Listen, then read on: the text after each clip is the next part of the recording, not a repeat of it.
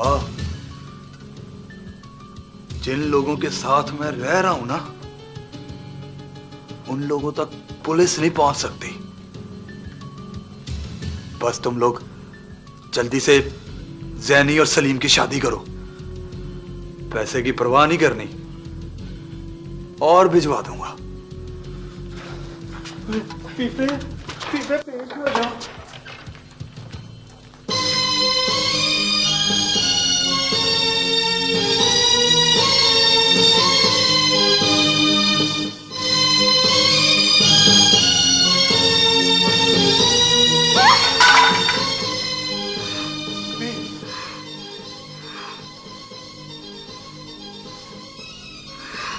माफ कर दे मुझे पुप्पी,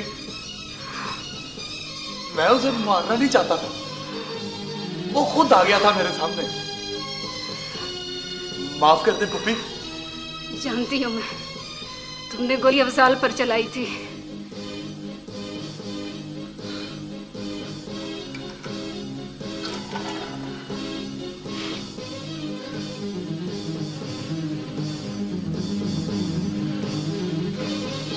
उसे तो नहीं छोड़ूंगा मैं, उसका मेरा पुराना हिसाब है। पहले कत्ल से बचेगा तो दूसरा करेगा ना। तुम्हें खुद को पुलिस के हवाले करना होगा। और नहीं फूफी, ऐसा नहीं करूंगा मैं। ऐसा करेगा तू। पहले मुझे बेवा और मेरे बच्चे को यतीम किया तुमने, अब मुझे उस घर से भी निकलवाना चाहता है तू। बस जाने दे मुझे। मैं देखती हूँ कैसे जाता है तू। चल सलीम, सलीम। छोड़।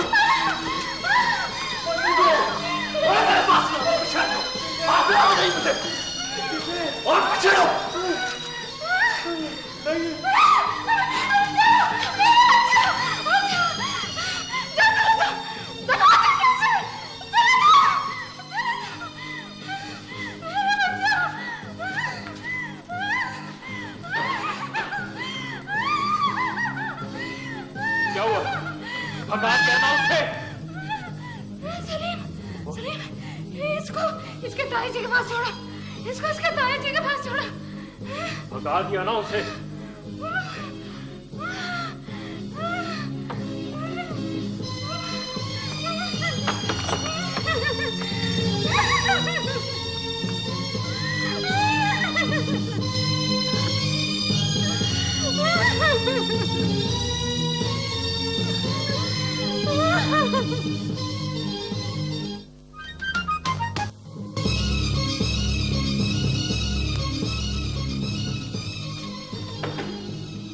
अस्सलामुअलैकुम जी। आओ मलक साहब, आपने अफसराने बाला से हमारे खिलाफ शिकायत की है?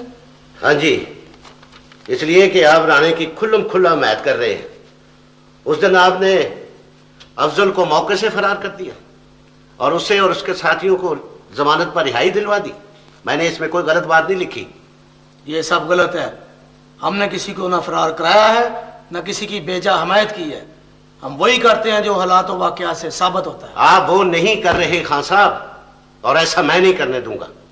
अभी तो ये इब्तिदा है, अभी देखें आप कहां कहां मैं दरखास्तें भिजवाता हूं। बड़े शौक से भेजो, दरखास्तों से कुछ नहीं होता, ये इसी तरह वापस हमारे पास आ जाती हैं। और मैं इतना भी अनपढ़ नहीं हूं। ये दरखास्त दाखिल दफ्तर होने के लिए नहीं आई, ऊपर से जवाब मांगा होगा उन्होंने, इसलिए आपने तो मुझे तलब किया है। हमने कायदे और कानून के खिलाफ कोई काम किया हो तो दरखास्तों से डरे ना। आप अपने और राणे के बनाए हुए कायदे और कानून की बात कर रहे हैं ना, लेकिन याद रखें, जब तक मुझे इंसाफ नहीं मिल जाता, ना मैं खुद चैन से बैठूंगा, ना किसी और को चैन से बैठने दूंगा।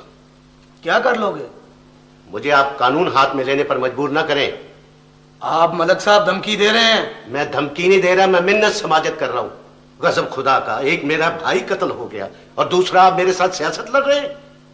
याद रखिए, इसके नतायज बहुत खौफनाक होंगे। मैं मशवरा दूं आपको। क्या? आप ऐसा करें, मुझे किसी पुलिस मुकाबले में मरवा दें, वरना थानेदार साहब मैं आपको बहुत परेशान करूंगा, आपको और राणे को भी। अगर कादरे मोची की बेटी ने अपना बयान बदल लिया है तो उसमें हमारा क्या कसूर है? उसने आपके और राणे के दबाव की वजह से ऐसा किया। मलक साहब, आप इल्जाम लगा रहे हैं। आपके पास मौके के 2 और गवाह मौजूद हैं, वो अफजाल और अच्छू। अच्छू भी मुकर गया है। अगर आपने उसकी जबान ना काटी थानेदार साहब, तो वो अदालत में सच बोलेगा, लेकिन अगर आपने उसकी जबान काट दी तो फिर या खंजर बोलेगा या छुरी बोलेगी इंशाअल्लाह। कातिल आपका अपना रिश्तेदार है और धमकियां हमें दे रहे हो, और बरादरी का दबाव डालकर गिरफ्तार क्यों नहीं करवाते? कौन सी बिरादरी और कौन सी रिश्तेदारी? पुरानी बातों को भूल जाएं। ये कातिल को पकड़ना आपका काम है, आप पकड़े उसे। ठीक है, हम कोशिश कर रहे हैं, और हमारे पास कोई अलादीन का चिराग नहीं है। अगर आप उसे पकड़ना चाहें ना, तो आप मेरी इस दरखास्त पर गौर करें। मलक साहब, आजकल आप दरखास्तें कुछ ज्यादा नहीं लिख रहे? जी हाँ, इसलिए सनद रहे और बवक्त जरूरत काम आ सके। लीजिए, आप भी ये दरखास्त वसूल करें। लतीफा घर आया था और भारी रकम दे गया। वो जरूर मोटरवे वाले केस में मुलव्वस होगा, जो डाका पड़ा था ना। जी सर। और इस बच्चे को भी यार कमाल बनाया। उसके माँ बाप भी कसूरवार हैं, आप उन लोगों को भी पकड़े। मैंने तफसील से इसमें सारी बात लिख दी है। ठीक है, हम ऐसा ही करेंगे। ठीक है, अस्सलाम वालेकुम। वालेकुम सलाम। सर, ये कुछ ज्यादा ही नहीं सर चढ़ गया? और ये बड़ा खतरनाक आदमी है। सर फिर क्या करें? और इस दरखास्त का जवाब सोचो। ठीक है सर।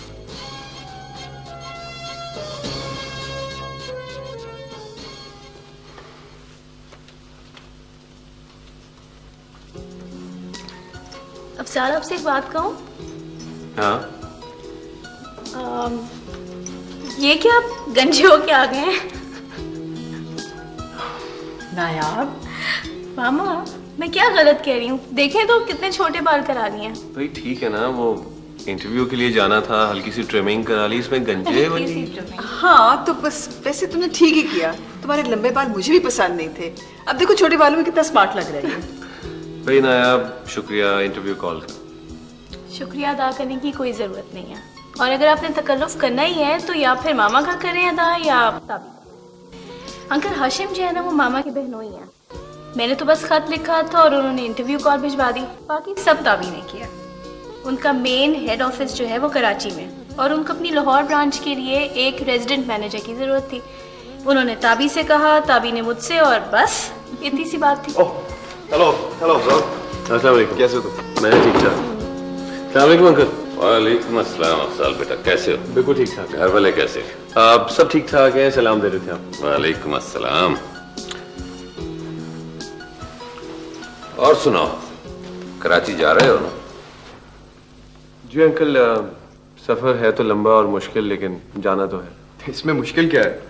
एक सूट पकड़ो साथ और जहाज में बैठ जाओ।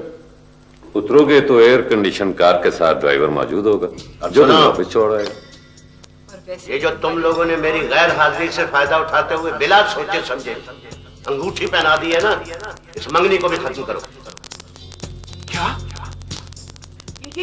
ये आप कैसी बातें कर रहे हैं? और वैसी ही बातें कर रहा हूँ, इसकी कोई वजह है? क्या वजह है?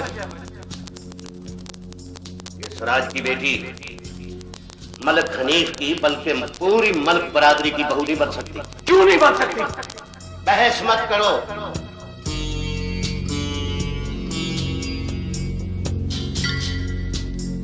अफसाल बेटा, कहाँ खो गए? कुछ नहीं अंकल, मैं इजाजत चाहूंगा। कहाँ? होटल और कहाँ? आप होटल में ठहरेंगे? तभी पापा रोके ना। देखो भी अफसाल बेटा, अभी तो तुम कहीं नहीं जा रहे। तुम्हारी आंटी ने जबरदस्त डिनर का इंतजाम किया है। बाकी रह गया होटल, तो बेटा इसे मत रोको, ये वही रुकेगा। इसके अंदर अभी गांव ताजा है। हाँ तो ठीक है, खाने के बाद मैं तुम्हें ड्रॉप कर दूंगा ना। ओके।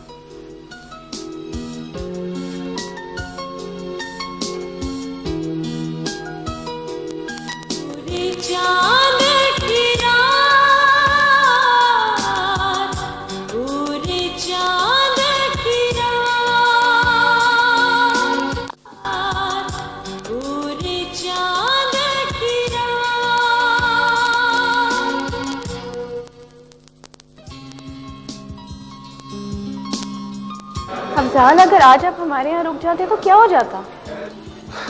नायाब, शादी से पहले अच्छा नहीं लगता, और वैसे भी तो हमारी रवायत के खिलाफ है। अब तो ये बातें बहुत पुरानी हो चुकी हैं। तुम कौन सा घर पर होती हो? देखो, ड्यूटी दे रही हो। भाई ये तो बड़ी तकलीफ दे ड्यूटी है। मुझे इस ड्यूटी की आदत है। हाँ, अगर आप आज रात हमारे घर रुक रहे होते तो मैं छुट्टी कर लेती। आफ्ताब बता रहा था कि तुम्हें हॉस्पिटल में नाइट ड्यूटी करने में बड़ा मजा आता है, तो मेरा क्या होगा? हाँ, मुझे रात की ड्यूटी करने में बहुत सुकून मिलता है। असल में हर मरीज का दिल दिन के वक्त तो तीमारदारों और आने जाने वाले लोगों में निकल जाता है, पर रात को बीमारी और तकलीफ का एहसास और बढ़ जाता है। इसलिए मुझे उनकी देखभाल करने में बहुत सुकून मिलता है। तुम ठीक कह रही हो।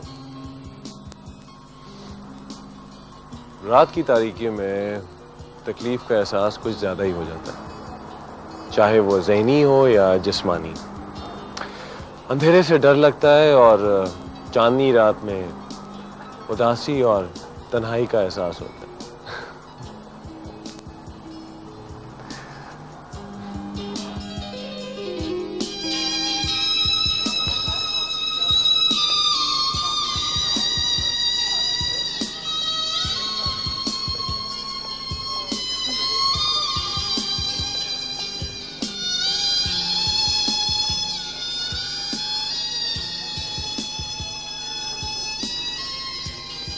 आप कराची पहुंचते ही मुझे फोन करिएगा। नायाब, मैंने तो सोचा भी नहीं था कि कभी तुम भी मुझे एयरपोर्ट पर सी ऑफ करने आओगी। अच्छा, बहुत देर हो चुकी है, जाएं आप। हाँ।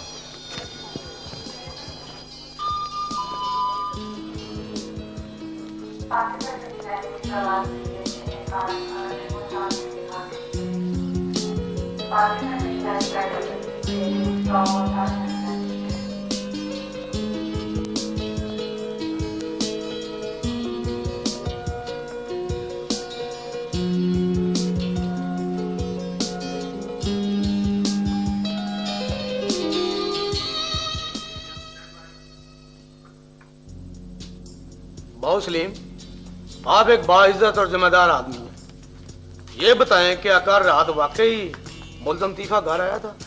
थानेदार साहब, मैंने उसको देखा तो नहीं है, लेकिन मुझे पता चला कि वो आया था यहाँ।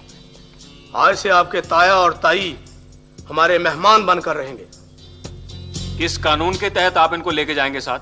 आपका अपना बयान है कि वो तीफा कल घर आया था और आपके पहुंचने से पहले इन्होंने उसे फरार कर दिया। और ना इनसे पूछकर आया था और ना इनको बताकर गया है। जब इन्हें पता है वो पुलिस को मतलूब है, तो फिर इन्होंने उसे रोका क्यों नहीं? आपको अच्छा भला पता है कि उस पर किसी का जोर नहीं चलता, वो खुद मुख्तार और जोरावर है, पता है आपको? अच्छा, तो इन्होंने उसकी लाई हुई रकम को कबूल किया। ये उनके साथी हैं। तो सर जी, मोटरवे पर जो डाका पड़ा उसमें जरूर उसका हाथ होगा। हम इन्हें जेरे दफा 118 ताज़ीरात पाकिस्तान के तहत गिरफ्तार करेंगे। इन्होंने मुल्ज़म की इयानत की है और हमें तफ्तीश करने दें। वो हमने कब कहा जी कि तीफा यहाँ नहीं आया था? वो किसी की सुनता ही कब है जी? मैंने उसे बार बार कहा, वो तीफे पेश हो जा, वो तीफे पेश हो जा। अब इन लड़कियों से पूछ ले जी। और वो जो चोरी और डाके की रकम लेकर आया, वो किधर है? थानेदार साहब, आप कैसे कह सकते हैं कि उसने चोरी की है या डाका डाला है? तो क्या उसकी लॉटरी निकली है? और एक मफरूर मुल्ज़म के पास और इतनी रकम कहां से आ सकती है? और चलो घर की तलाशी लो। ठीक है सर जी। आप ऐसा कैसे कर सकते हैं? ऐसा ही होगा। अगर किसी ने कोई मजामत की तो वो उसका साथी माना जाएगा। नहीं नहीं, अंदर मेरी बेटी का सामान है, उसे कोई हाथ ना लगाए।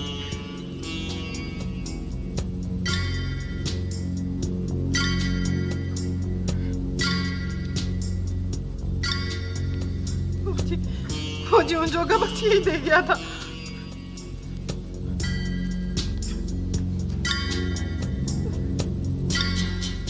चार लाख? तो क्या 4 लाख के दुआने बेचे हैं उसने? ये रकम फैसला होने तक माल खाने में जमा होगी। चलो हमारे साथ। थानेदार साहब, ये बूढ़े और इज्जतदार लोग हैं, इनको तकलीफ ना हो। और आप फिक्र ना करें जी, हम इनका पूरा पूरा ख्याल रखेंगे। चलो चले हमारे साथ। हम भी चलेंगे। हाँ।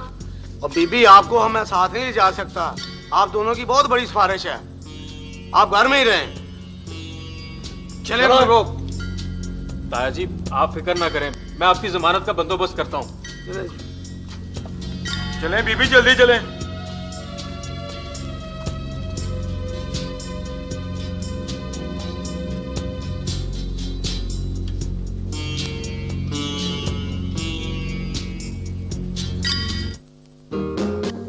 जी सर, इन दोनों को हवालात में बंद करो। ठीक है सर। खान साहब नहीं, आप ऐसा नहीं करेंगे खान साहब। और पर वो क्यों? खान साहब ये थाने तक आ गए काफी नहीं है, एक मेहरबानी करें खान साहब। देखें मैं आज नहीं तो कल, कल नहीं तो परसों इनकी जमानत का बंदोबस्त कर लूंगा। ठीक है, तुम 1-2 रोज में इनकी जमानत करवा लो, मैं उस दिन तक इन्हें हवालात में बंद नहीं करूंगा। चलो उधर बैठो। ताया जी आप फिक्र ना करें, मैं कुछ ना कुछ करता हूँ। आए अब्बा जी, मैं देखता हूं दीपक कैसे पेश नहीं होता।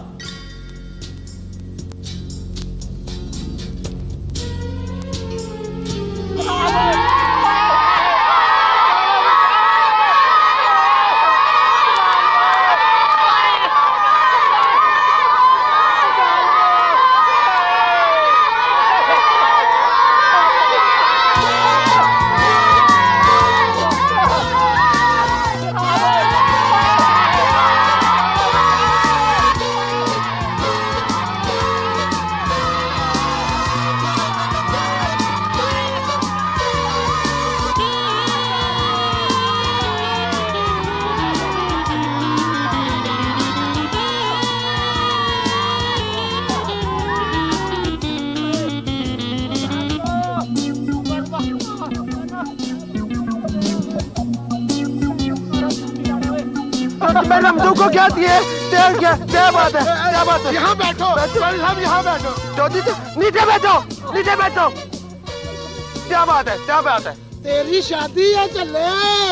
मेरी शादी है? हाँ। तो हार किधर है? वो इधर है। तो जल्दी बना ना, जल्दी बना। ये भी बनाओ, ये भी, ये भी। ये लो पप्पर शेर। ये भी पहनो। ये तो जूतियां। तेरे जैसे लाड़े को जूतियां का हार बड़ा सोना लगेगा। नहीं मैंने नहीं पहननी, मैंने नहीं पहननी। पहन लो, तेरी शादी है। अच्छा शादी है, शादी है।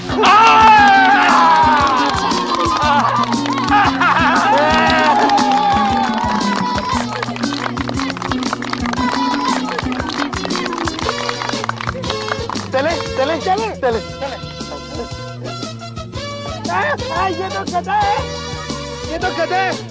घोड़ी से नीचे गिरने का डर होता है, इसलिए तुम्हारे लिए गधे का इंतजाम किया है।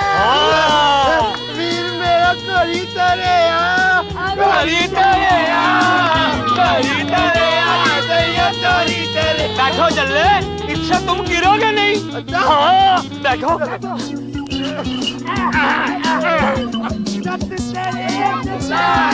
बल्ले बल्ले में बल्ले बल्ले में बल्ले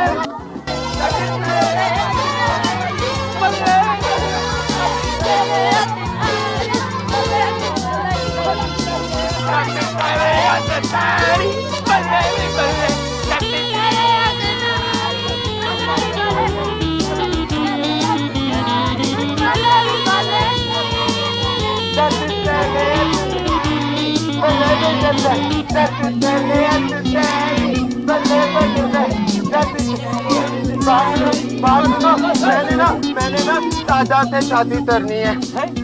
दादा से शादी करनी है? तो चलो फिर कादरे मोची के घर चलते हैं। वो चलो भाई चलो। चलो चलो चलो। दादा देख तेरा लारा आ गया। दादा तुम्हारा दूल्हा आ गया। कौन है? दादा दादा तेरा दूल्हा आ गया। दादा दादा दादा मैंने ना दादा से तैयार करना है। हाँ हाय, इसको क्या हो गया? दादा दादा मेरे दादा देख मेरे तेरे से ब्याह करना दादा दादा दादा मुझे मार दिया जाए मुझे मत मेरे लिए दादा पीछे करो दादा तो बेटा दादा चल साहब मेरे लिए दादा बोल दिया ना हम आपको नया हार लेके देंगे ना, ये गंदा है, इसको उतार दो। नया ले दोगे? नया लेके देंगे। ये वाला नहीं देना मैंने। चलो ये रखो, ये ना बैठो। ओए बदबख्तों, तुम सब कहां थे? रमजान कहां है? तब आओ जाओ, जाओ, तब आओ जाओ। उन बदबख्तों के तो बुरे दिन आ ही गए। उन कमीनों का जवाल अब शुरू होने वाला है। मुंशी, मैं उन बदमाशों को छोड़ूंगा नहीं, नहीं छोड़ूंगा मैं उनको। उनकी घटिया और नीच हरकत सारी दुनिया ने देख ली है, खुदा भी देख रहा है। उनका अंजाम करीब आ गया है। कादरे, तू क्या कहता है? जॉय साहब, सारा पता चल गया है जी। बड़ी भूल हुई जी मुझसे। मैंने अपनी बेइज्जती, अपनी तकलीफ सारी भुला दी। जैसे वो कहते रहे मैं करता रहा जी। उनकी नजरों में किसी की कोई इज्जत है ही नहीं, उनकी आंखों में कुछ शर्म ही नहीं है। चौधरी साहब, इस मासूम चल्ले को इस्तेमाल करते हुए उन लोगों को जरा भी खुदा का खौफ नहीं आया। वैसे जॉय साहब, मैं तो कहता हूँ आज से राणों के खिलाफ खुली जंग है जी। आप या मलिक हनीफ जैसा कहेंगे मैं बयान देने के लिए तैयार हूं जनाब। मैं जा रहा हूं लाहौर आईजी को मिलने के लिए। मैं देखूंगा उन बदमाशों की जमानत कैंसिल कैसे नहीं होती। वैसे जी इस थानेदार का तबादला बड़ा जरूरी है, बड़ा रिश्वतखोर है जी। तुम घर जाओ, जाओ तुम। मैंने ना दादा ते दादी करनी है अब्बा। बेटा मैं तुम्हारी शादी करवाऊंगा। अब्बा मैं तू मेरी शादी करा देगा ना? हैं अब्बा मेरी तो शादी करा देगा ना? अब्बा जिंदाबाद, अब्बा जिंदाबाद। दादू तेरे तू तेरी बल्ले बल्ले बल्ले, दादू तेरे तू तेरी मेरी शादी हो जाएगी, मेरी शादी हो जाएगी। मैं उनको छोड़ूंगा नहीं, मैं उनको छोड़ूंगा नहीं।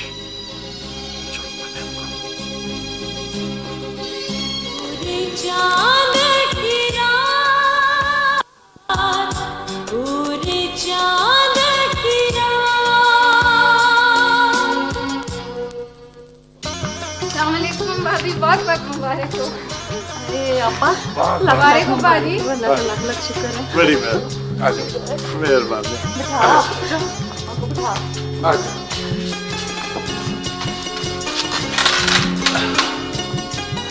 भाइयों, बहुत मुबारक हो, जमानत हो गई।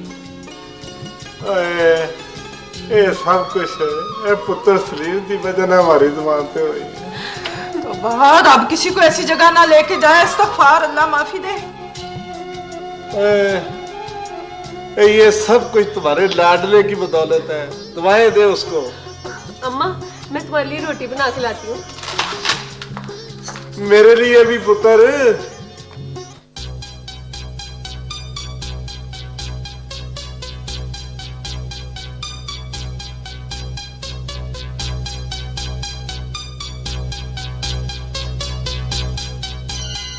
आपका बयान लिखा जा चुका है, अब आप जा सकते हैं। जनाब मैं बस मैंने आपको कहा ना कि काफी है। कादरे बोची और उसकी बेटी को बुलाएं। कादरा मोची हाजिर हो।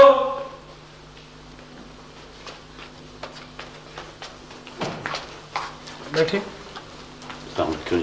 वालेकुम सलाम। जी बोले।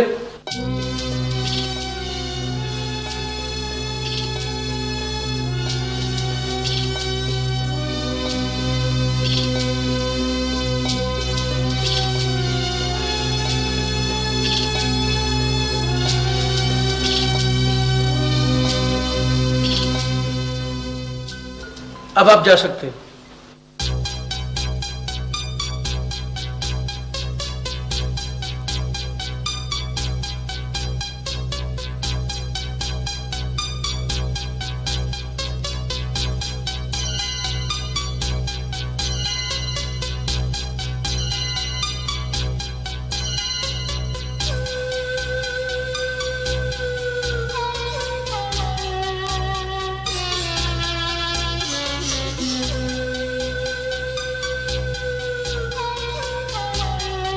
अस्सलाम वालेकुम जनाब। वालेकुम सलाम। जी जनाब, बात असल ये है जी,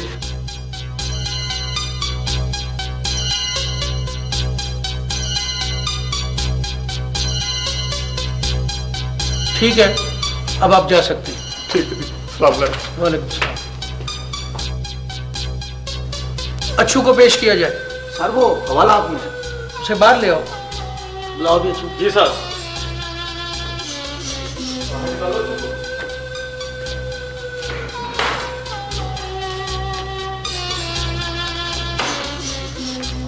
जनाब, बोलो क्या कहना चाहते हो? जनाब, मेरी ड्यूटी तो सिर्फ भैंस को डेरे से लेकर रक्कू तक पहुंचाना और रकम लाकर तीफे को देना थी। बाद में उसने पट्टियों के खूह पर मुझे अपने साथ रखा। अगर थोड़ी देर और मलक शरीफ और बाबू अफजाल वहां ना पहुंचते तो राणा अफजल उन्हें जीप में बिठाकर रावी पार ले गया होता। जनाब, जब राणा अफजल पट्टियों के पुराने खूह पर पहुंचा तो उसने तीफे से क्या बातें की? जनाब, ये तो सब दिखावा था। वो शादा बाहर नहीं आ रही थी और राणा अफजल ने उन्हें अपनी बातों में बहला फुसलाकर अब बाहर लाने में कामयाब हो गया था। जनाब, मलक शरीफ पर गोली किसने चलाई? तीफे ने। और मेरे सामने गोली मारी थी जी उसको। वो बाबू अफजाल ने पकड़ने की कोशिश की थी मगर वो भागने में कामयाब हो गया। तुम उसके मुलाजिम हो, फिर क्यों उसके खिलाफ बयान दे रहे हो? हुजूर, और मैंने बड़ी खिदमत की थी जनाब उसकी, मगर वो जाते हुए मुझे अपने साथ ही लेकर गया और इन्होंने मुझे पकड़ लिया। वो सब लोग तो छूट गए जनाब, लेकिन मैं अकेला रह गया हूँ और दिन रात ये गुस्से लाते हो और ठोकरें मारते जनाब मुझको। ठीक है, अब तुम जा सकते हो।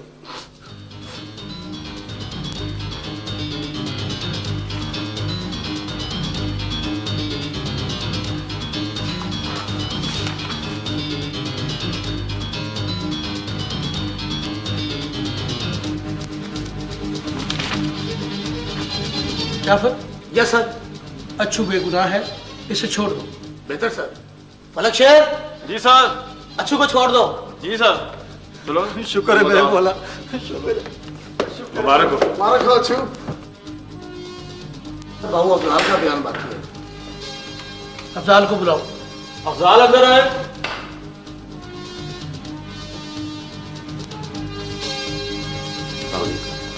वालेकुम अस्सलाम।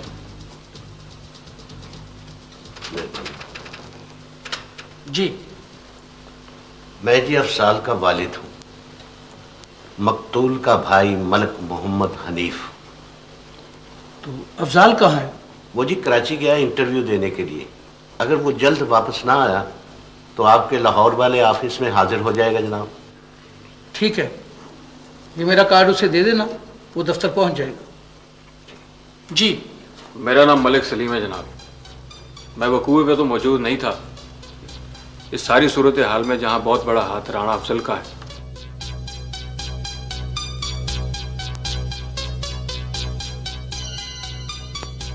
अब आप जा सकते हैं। बहुत शुक्रिया जनाब। मलिक साहब, आप भी। बड़ी मेहरबानी। वालेकुम अस्सलाम।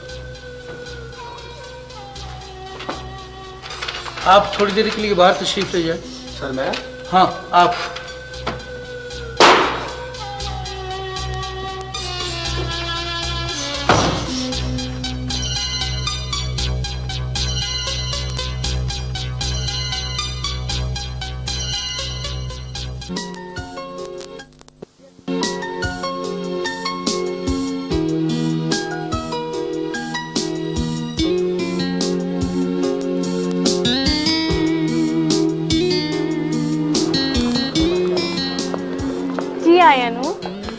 Thank you. कितने अच्छे लगते हैं तुम्हारे मुंह से ये लफ्ज। ये लफ्ज हैं इतने अच्छे। वाकई। आपका सफर कैसा गुजरा? बहुत अच्छा। चलें फिर? चलो।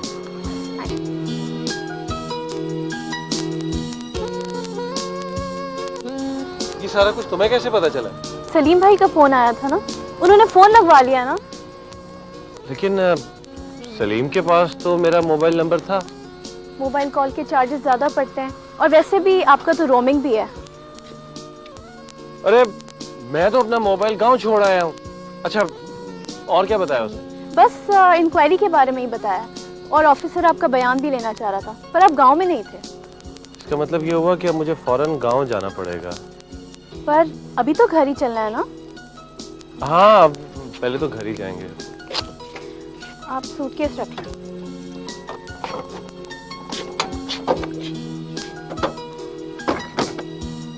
आए।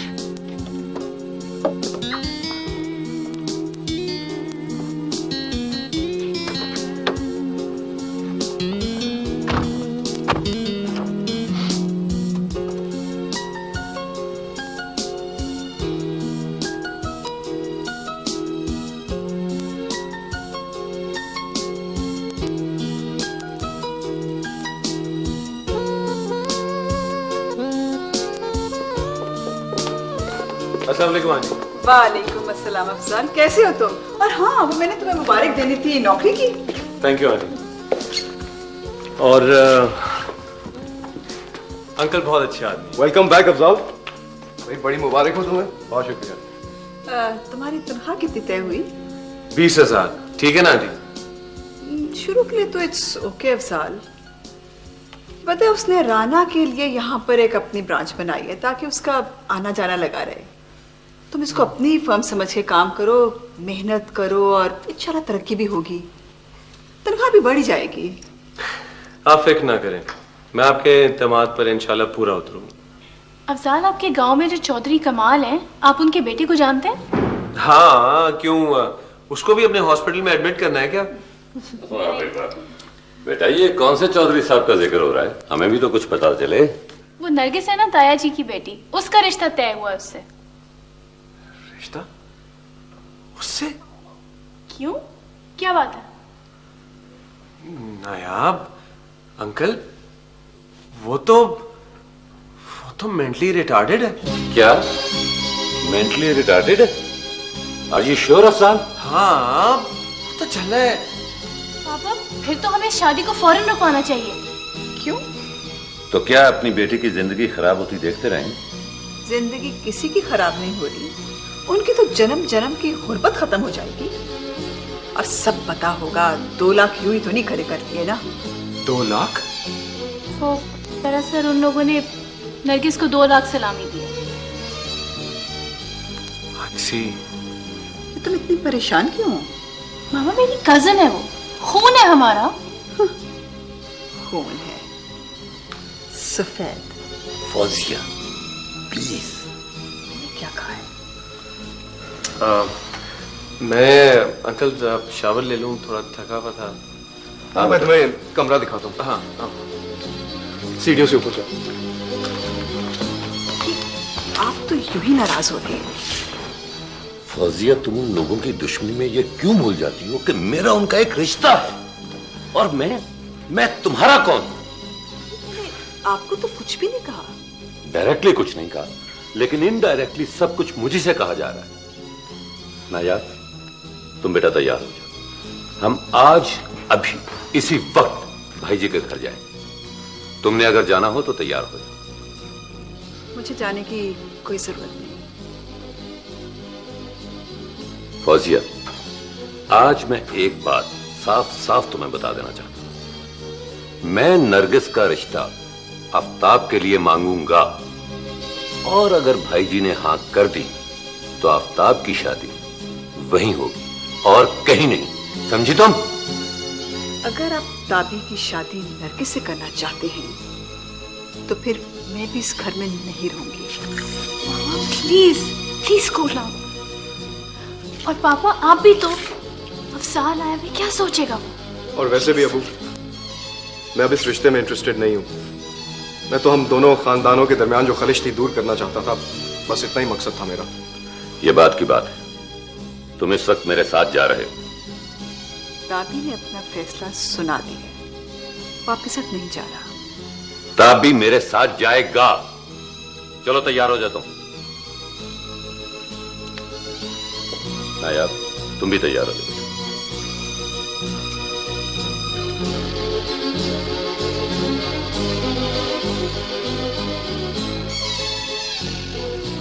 चांद की रात, पूरी चांद की रात,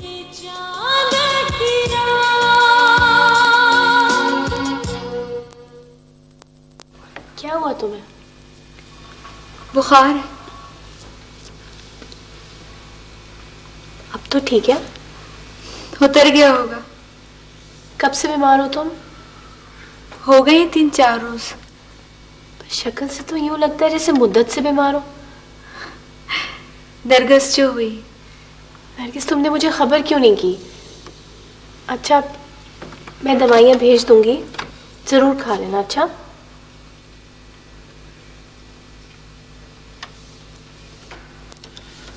भाईजान, मैं बैठो बैठो सिराज, बैठकर बात करो। जी, मैं आपसे माफी मांगने के लिए हाजिर हूं। माफी किस बात की? मुझे किसी से कोई शिकायत नहीं है। जिससे शिकायत है वो तो आई नहीं। भाभी जी, वो भी आएगी, जरूर आएगी। ताया जी, मेरी और आफ्ताब की कोशिश है कि जो गलत फहमियां हम दोनों खानदानों के बीच में है वो किसी तरह दूर हो जाए। बेटा, तुम्हारी माँ ने कसम खाई थी कि वो हमारे घर में कदम नहीं रखेगी। अब वो अपनी कसम पर कायम है। वो अपनी कसम तोड़े तो हम भी कुछ सोचेंगे। ताया जी, हम अम्मी को जरूर लेके आएंगे। हाँ, वो क्यों आएगी यहाँ? वो तो बड़े माँ बाप की बेटी है ना।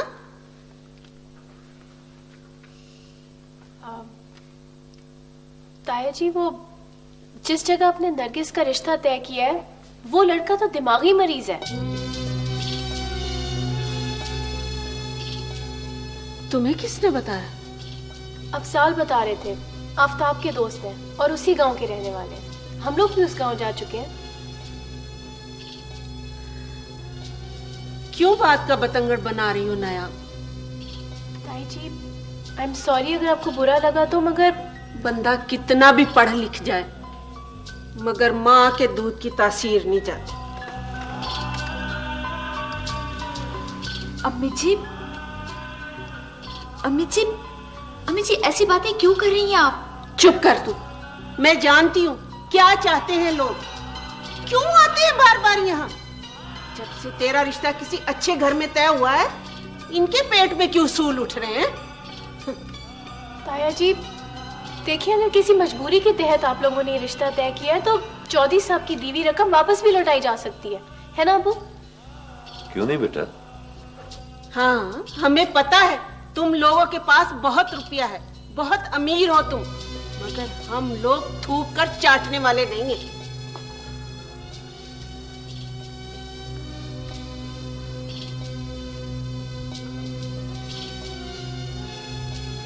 भाईजान, मैं आफ्ताब के लिए, तुम चुप करो बेटा।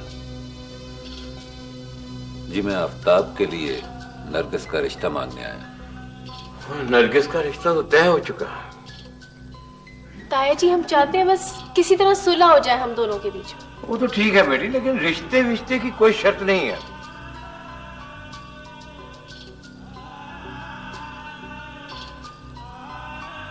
और बाकी रहा रकम का मसला, ये तो 2 लाख है। 2 करोड़ भी हो तो हाजी महराज अपनी जबान से कभी न।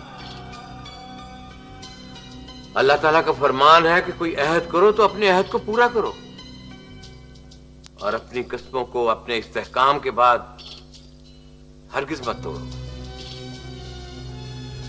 जबकि तुम अपने रब को अपना कफील और निगरान बना चुके हो। यकीनन वो तुम्हारे अफाल को खूब समझता है।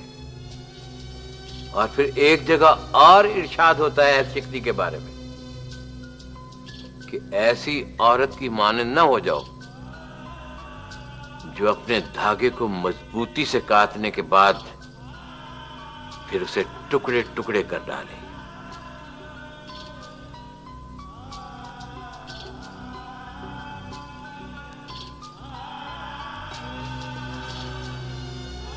ठीक है ताया जी, जैसे आपका हुक्म। ये मेरा हुक्म नहीं है, मेरे सोने अल्लाह का हुक्म है। चले अबू। अच्छा नरगिस, अपना ख्याल रखो।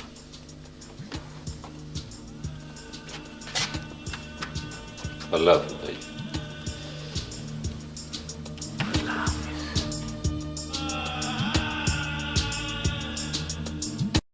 लिए मैंने आपसे कहा था।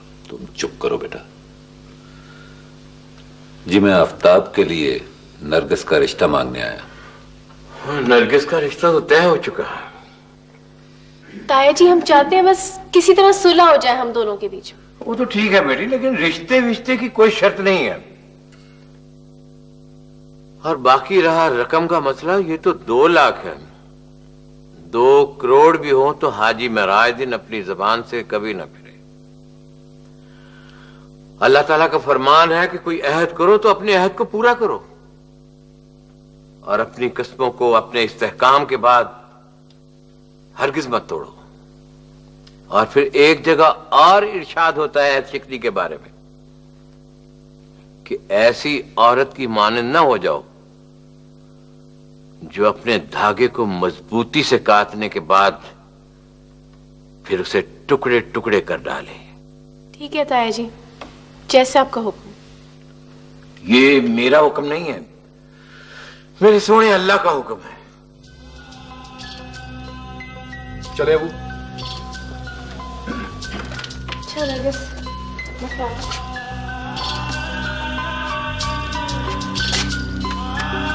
अल्लाह